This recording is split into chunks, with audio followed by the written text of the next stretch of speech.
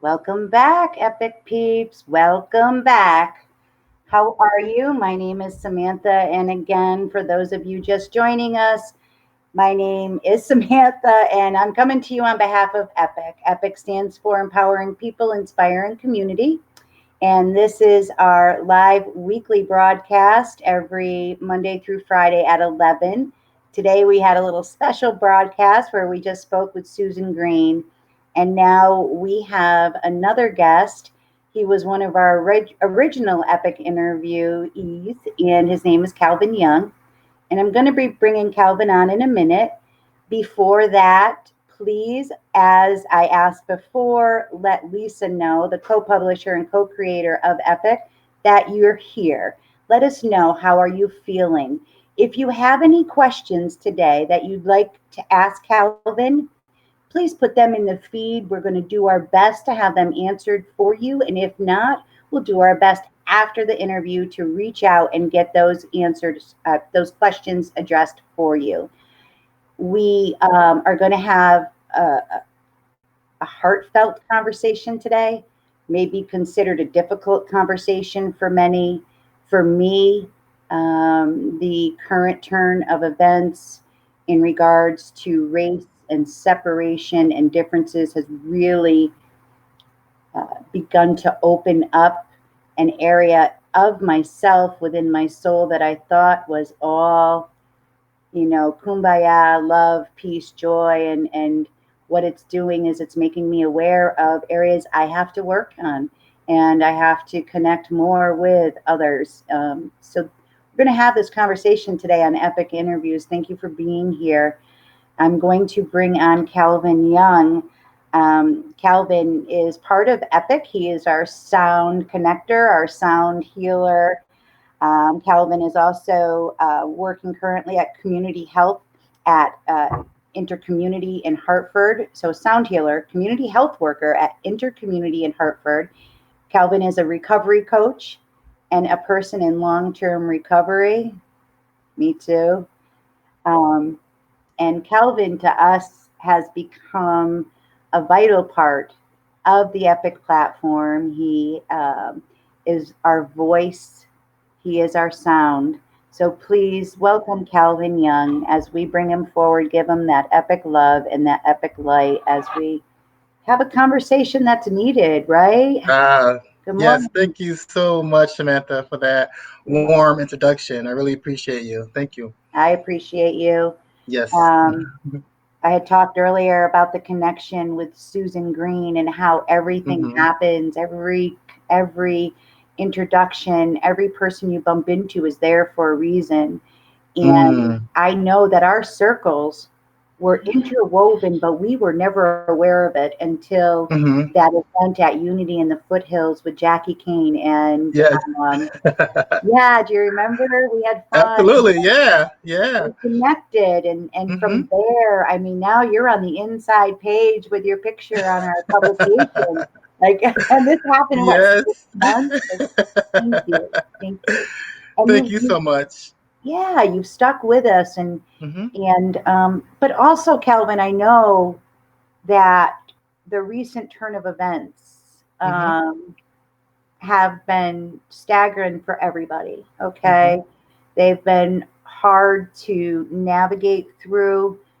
Conversations are difficult to begin the Mm-hmm. conversation, but I do believe that that is the key to everything. So we're going to go a little deeper into that. I want to talk to you Mm-hmm.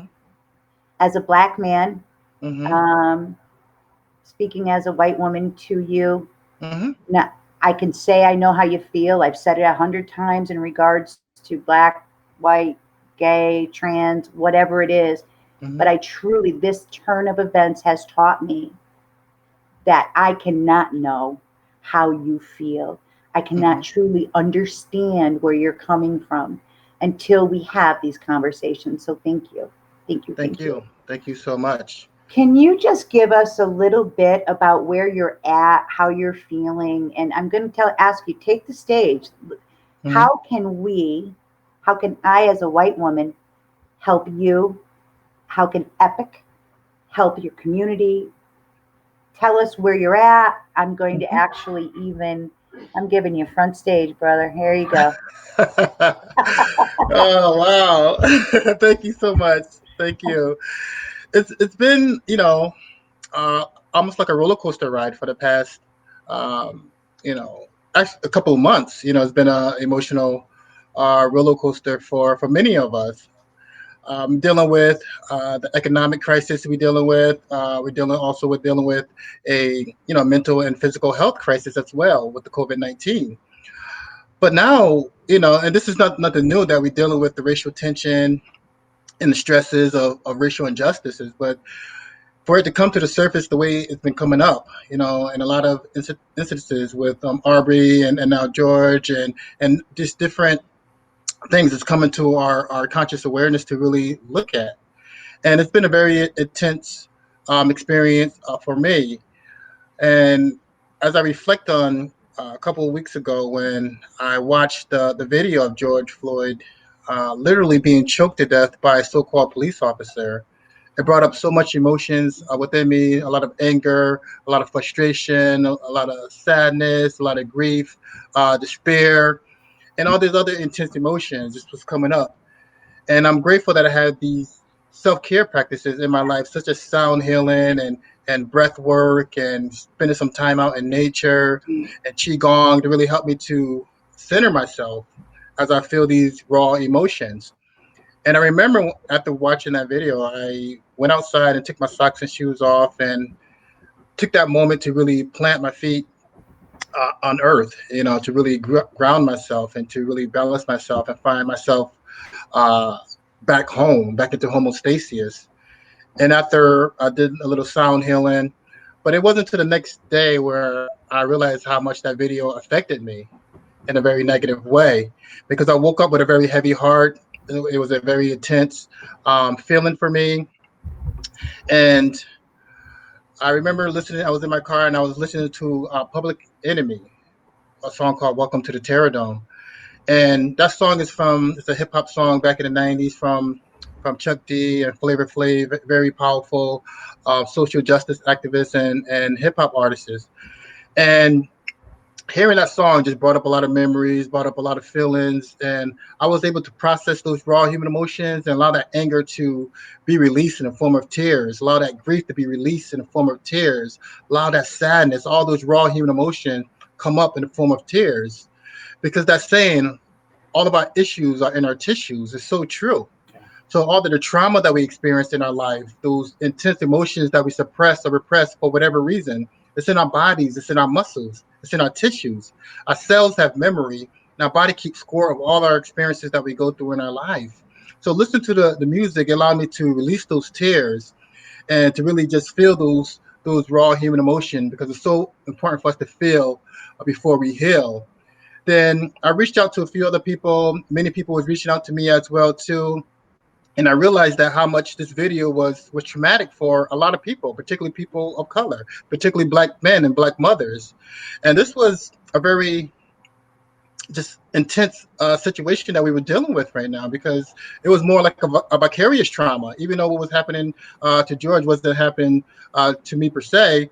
But just watching that video brought up a lot of trauma within my own life, what we call intergenerational trauma that our generations experienced, that was passed on to our DNA, that's it's in our bodies, it's in our muscles, it's in our cells, it's in our DNA. It was activated, it was stimulated as well too.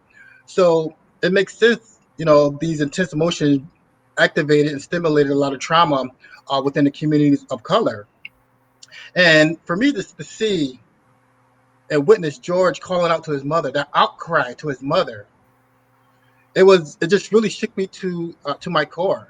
And his mother passed away a couple years ago, and to me, it just symbolizes that he might have seen his mother, and he felt like he was going to die, and that was just so heartbreaking. And this was happening from a person that's paid. Our taxes pay this person, to protect and serve.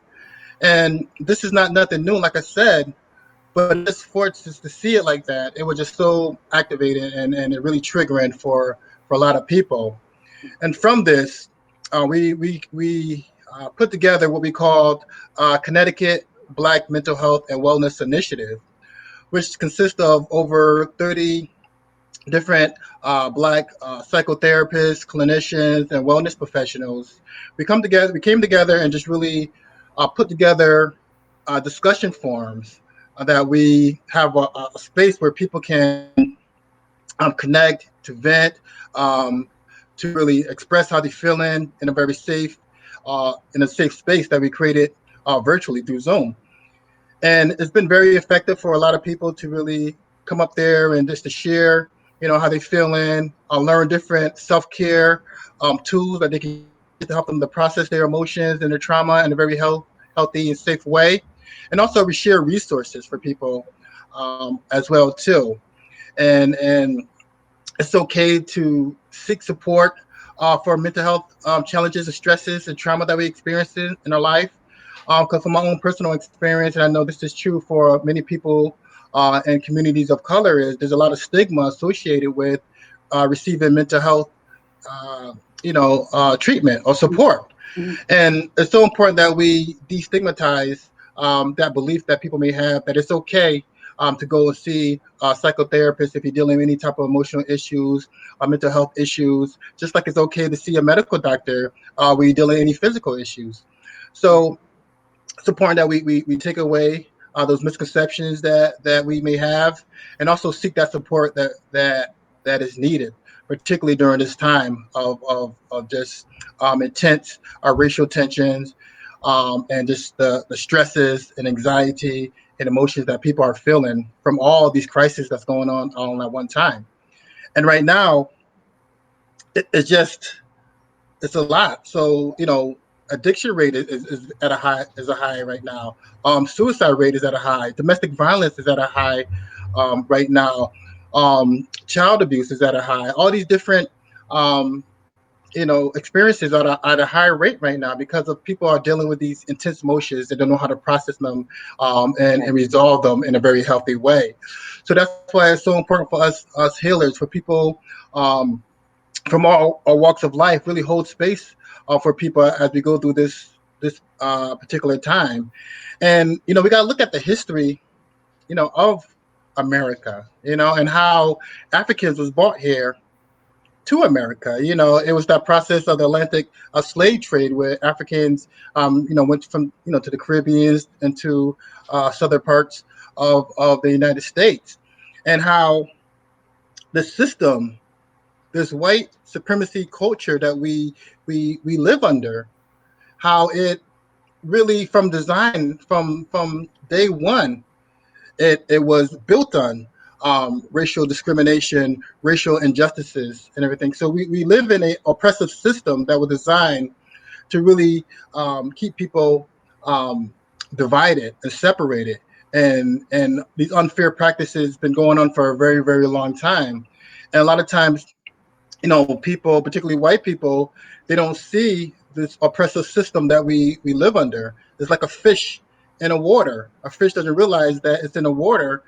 And the same concept applies to a lot of white people. Whereas if this oppressive system is not affecting them, they don't think it's a problem, but it's a big problem. But and communities of color understand this problem and been experiencing this problem from a very, very long time, because we live in an oppressive system that consider Black people 3/5 of a man. How we are considered second class citizens, the public lynching, the abuse, the total disregard of human rights, the racial injustices and tension that we've been experiencing, that creates a lot of trauma and distress and mistrust um, in communities of color. So therefore, the system was designed by people that thought that white people were superior to Black people or to any other race that wasn't white. So at this moment, it's so important for us to really understand what is white supremacy when you hear that word. And that could be an intense word for a lot of people. It brings up and activates a lot of emotions for a lot of people, particularly white people, because they look at themselves. They're like, oh, I'm not a KKK man, I'm not a neo-Nazi, so that doesn't apply to me. I'm not a white supremacist. But we got to look at what is white supremacy. What does that mean? Right. It's the ideology. It's the ideology that white people think that they're superior to black people, and this is part of this white supremacy culture that we live under. And So it's this has been systemic. it's systemic. It's systemic oppressive racism that we've been experiencing, and it's so important for people to really start to look at that and what it means to have white skin privilege and how people with white skin benefit from this oppressive white supremacy culture, this systemic racism that we experience here in America and in other countries around the world. So I'm seeing a lot of people are starting to do that, starting to look at this oppressive system, how they've been treating black people and how they've been treating other people of color in this country, and they're starting to have questions. They're starting to really go within. And people have been asking me, what can I do? Like the question that you asked, what can you do as a white woman to support myself and my community? And my suggestion is to do your own inner work first, because it's so important for us to do our own inner work before we do the outer work. And what do I mean by inner work is by going within and really understanding how you benefit um, in this culture, in this white supremacist culture, by having white skin. And what does that mean? And how has this culture manipulate or socially engineered your way of thinking, how you see yourself, the world, and the people in it?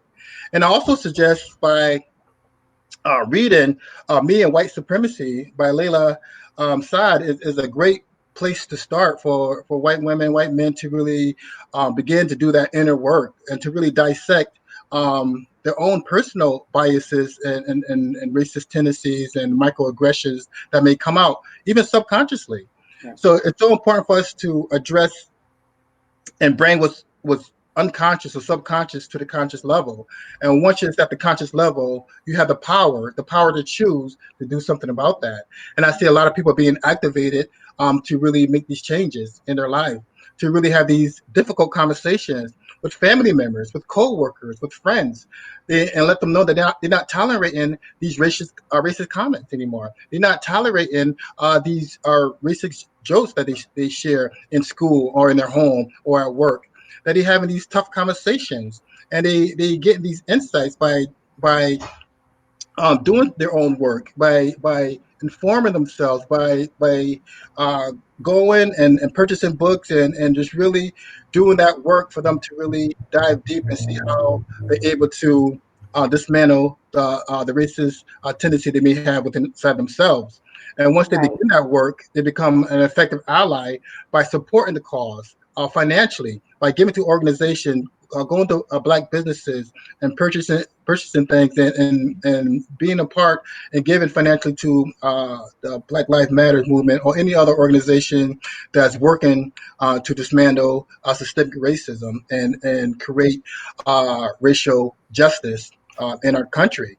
I And had, it not begins to with us. interrupt, but I had listened or saw a gentleman who, for his life, actually Mm-hmm. worked at, understanding white supremacy and trying to get connected with the black community. And so what he Mm-hmm. did is one small thing. Every time he went to get his hair done or his mustache trimmed, he went to a black barber shop. Mm-hmm. Sat and he communicated and talked and listened and began to learn really truly what the culture and the language and I think that's what it is. It's educating Mm-hmm. ourselves and not being afraid to go into the black community. For Mm-hmm. me, like you said, I would never consider myself prejudiced. Even coming from a small town with no people of color, no black people, no Indians, nothing. Mm-hmm. Um, I still considered myself a person who included and loved everybody equally. Mm-hmm. After the situation with George, with and watching that video, first of all, I hope I never have to watch it again. Mm-hmm. It took me a week to watch it, and when I finally did, that's when everything began to open up. But I realized that even though I can say I'm not prejudiced, I don't segregate and look at black people any differently. I do. I realized I Mm-hmm. did, and that's hard. That's hard. Like if, for example, if I'm riding down the street and I see a person of color, and maybe the baggy pants, automatically I got like this a feeling within myself. It was a Mm-hmm. physical feeling. It wasn't my mind. It was my physical feeling. Like where a little antenna went up of fear. Like what's going on? So this whole systemic issue that's coming up is opening people at the core, and like you Mm-hmm. said, doing the inner work. I have to work on me before I can really even begin to say I understand how you feel, Mm-hmm. or what can I do. So thank you for making me aware of that it's the inner work that we have Mm-hmm. to start with. And it's there, it's deep, it's intergenerational, like you said. um, so thank you for like sharing Mm-hmm. that. And as um, as the past few weeks have progressed, and the unrest and the unjust that's happening, Mm-hmm. have you what have you been doing? I know you mentioned the grounding. What have you been doing to care for yourself? um, and what would you recommend for people of color that are listening, but also our, whites? What can we do to take care of ourselves during this time, but also empower people to use their voices?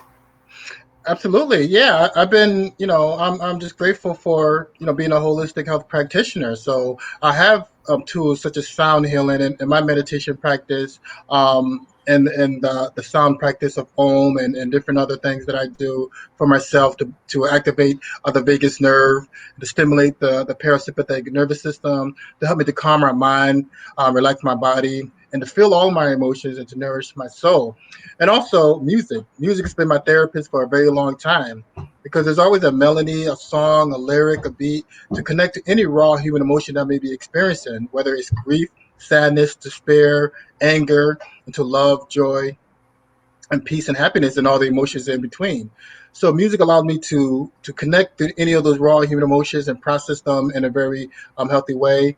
My partner and I, we've been practicing qigong for the past couple of weeks, which has been very helpful to bring us back home, back into homeostasis. Spending quality time in nature is very powerful too. I think nature is one of the most underutilized antidepressants out there. Going for a walk in nature. Um, Tools like that really help me to center myself and just being mindful of what I consume in my body, because what we consume in our body does affect our mental, emotional, and physical well-being. Not only what I eat, but also what I put on my skin as well too. All these things affect the way we feel about ourselves. So it's so important that we're mindful what we consume in our bodies as well. And not only that, but what we watch as well too, what we listen to as well too, what aromas that we take in. It's so important that we're mindful of that keep us balanced and whole as well. But also having spaces and having these conversations, having Yeah. people to talk to, because I do believe that connection is the cure for feelings of isolation, loneliness, depression, and different other types of emotional distresses that we experience in our life.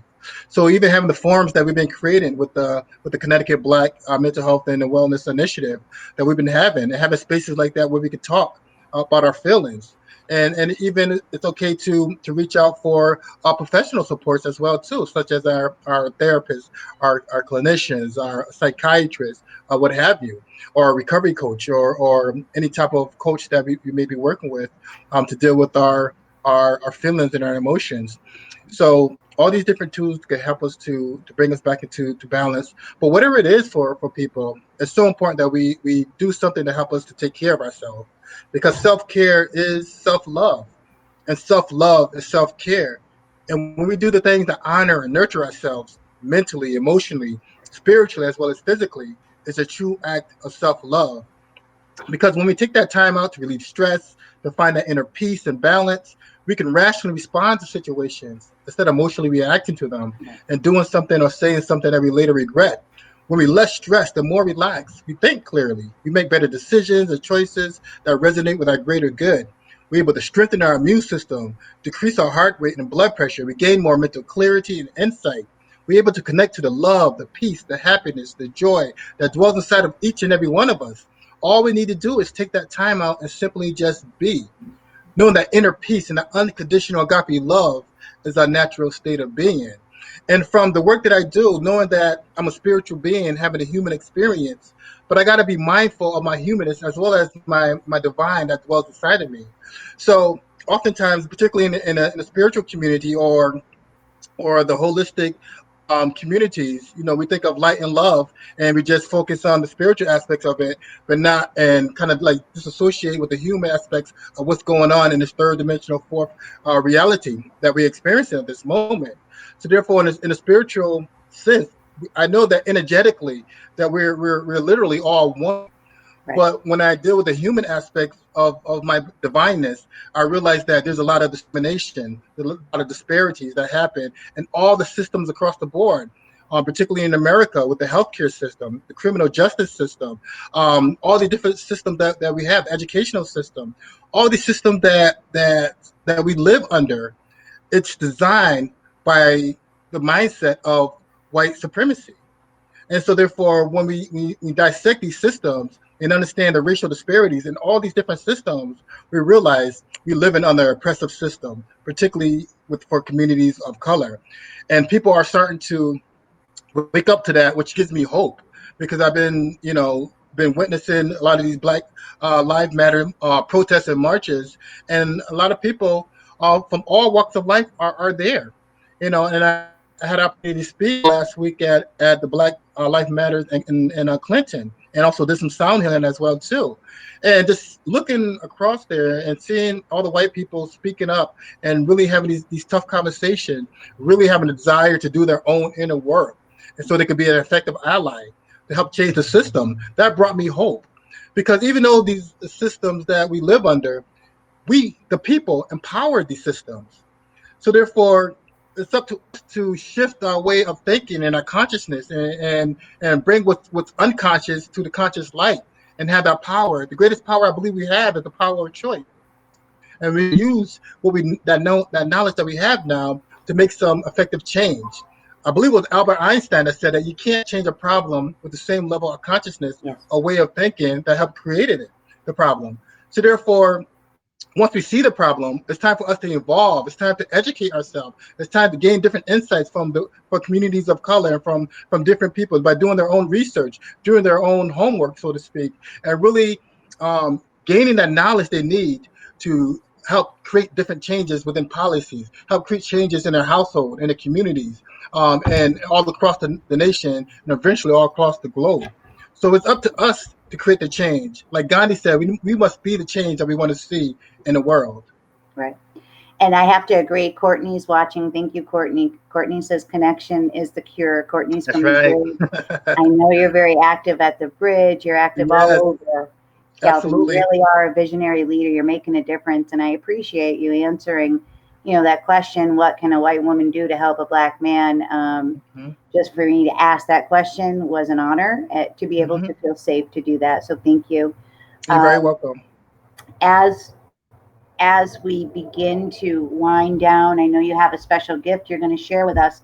And I usually, close the program with different statements, peace out, epic scout. But I think in light of our conversation and what you're about to share, I think that we'll just let it organically end with the bowl. And Hmm. but before I do, again, I need to thank you, Hmm. um, Very welcome. reminding us that the inner work is the most important work, and that's how we can begin to help each other. Second, the reading and the book, Me and White Supremacy. I'm gonna get that book, and Hmm. I believe Lisa shared it in the feed. And then taking care of Okay. the body on all different levels. Also, you had mentioned the different organizations that you're part of. send those over so we can help to continually put that information out there and share with people the resources that are available. And Mm-hmm. yeah, again, thank you. Thank you for all you do for our world. Thank you Thank for you. what you do for Epic. Thank Um, you. yeah, we're coming out with our July, August. So you're right there on the cover with us. I appreciate it. And Thank you. yeah, I'm going to let you take the stage now and do your thing for us, and we'll talk to you soon, okay? Absolutely. Thank you so much, Samantha, for this platform to able to share and have this conversation. Because I've been having this conversation with a dear friend, Hillary Lake. We've been doing this work and bringing these conversations to different yoga communities, ecstatic dance communities, and it's a difficult conversation to have initially. But once we're able to see what's unconscious and bring it to the conscious awareness, we'll be able to make changes, and we'll be able to sit with those emotions and feel those emotions, allow them to process and go through us so we can integrate those emotions, because those emotions are just indicators that something needs to be addressed, something needs to be looked at, something needs to be heard or seen Yeah. or felt. So we have those opportunities to do that when we have those difficult conversations. And I just want to end this conversation by a self-care practice that's been very beneficial in my own personal life, and the work that I do across the country has been very effective as well too. And I just want to like to share that we are doing a sound healing session at the Bridge Healing Arts Center on June 20th, which is a Saturday. It's going to be a sunny Saturday, so I hope you'll be able to Sweet. join us. And it's going to be at 3 o'clock. It's no cost to you. It's going to be an outdoor event, so hopefully you'll be able to come and join us, connect with one another. We will practice social distancing, and we will have masks available, and we invite you to bring your mask as well. And just have this time, this opportunity to heal, because we're dealing with so much intensity right now. So much raw human emotions is coming up. And it takes a community to come back together and bring about healing. And we'll do that together on the 20th with the vibrations and frequencies and the transformative powers of sound. And Epic will be there. Yes, Epic will Epic be will be there. there. And I'm so honored to be part of the team as a sound advisor, Epic. We're really empowering people and inspiring communities. That's the mission, that's our goal, and that's exactly what we're doing. So thank you so much for allowing me to be a part of it, both you, Lisa, and Samantha. Thank you so much. You're welcome. You're welcome. You're very welcome. So at this moment, I invite you to close your eyes or even bring a soft gaze to the floor. Whatever feels most comfortable and safe for you, I invite you to do so at this moment. As we take this opportunity to simply just be.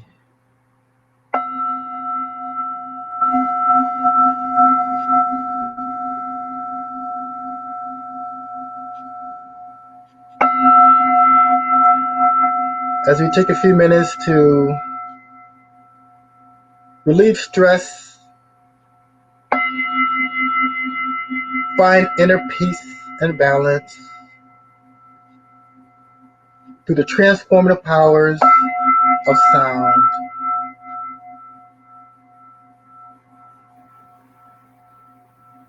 I invite you now to take a nice deep breath in and a long breath out.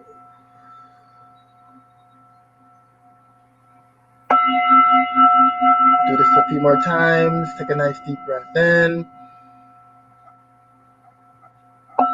and a long breath out.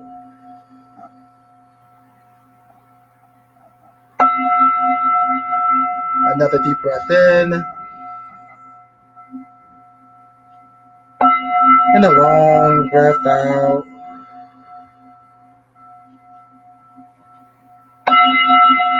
Another deep breath in and a long breath out. Two more times. Take a nice deep breath in and a long breath out.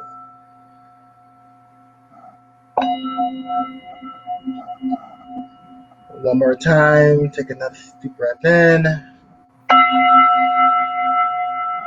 and a long breath out.